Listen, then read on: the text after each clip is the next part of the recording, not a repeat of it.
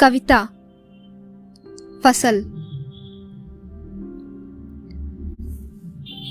मैं उसे वर्षों से जानता था। एक अधेड़ किसान, थोड़ा थका, थोड़ा झुका हुआ, किसी बोझ से नहीं, सिर्फ धरती के उस सहज गुरुत्वाकर्षण से जिसे वह इतना प्यार करता था।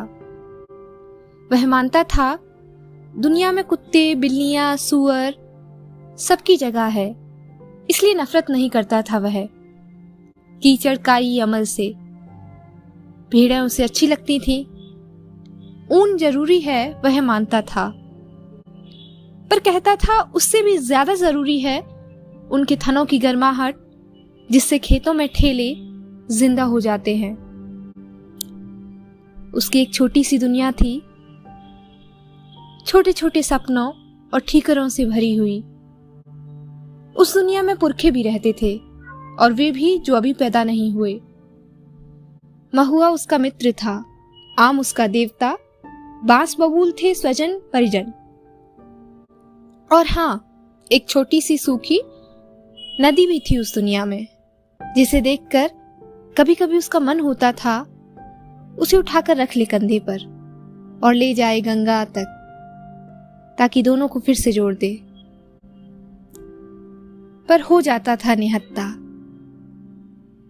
इधर पिछले कुछ सालों से जब गोल गोल आलू मिट्टी फोड़कर झांकने लगते थे जड़ों से, या फसल पककर हो जाती थी तैयार, तो ना जाने क्यों वह हो जाता था चुप कई कई दिनों तक। बस यहीं पहुंचकर अटक जाती थी उसकी गाड़ी, सूर्योदय और सूर्यास्त के विशाल पहियों वाली। पर कहते हैं उस दिन इतवार था। उस दिन वह बहुत खुश था। एक पड़ोसी के पास गया और पूछा आलू का भाव ताओ। पत्नी से हंसते हुए पूछा, पूजा में कैसा रहेगा सेहुड़ का फूल।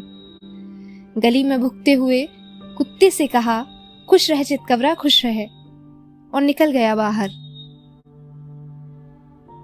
किधर, क्यों, कहां जा रहा था वह? अब मीडिया में इसी पर बहस है।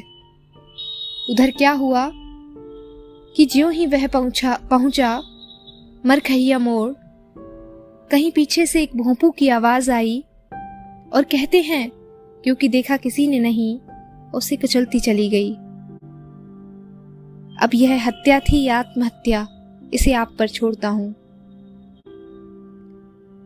वह तो अब सड़क के किनारे चकवड़ घास की पत्तियों के बीच पड़ा था, और उसके होठों में दबी थी एक हल्की सी मुस्कान। धन्यवाद।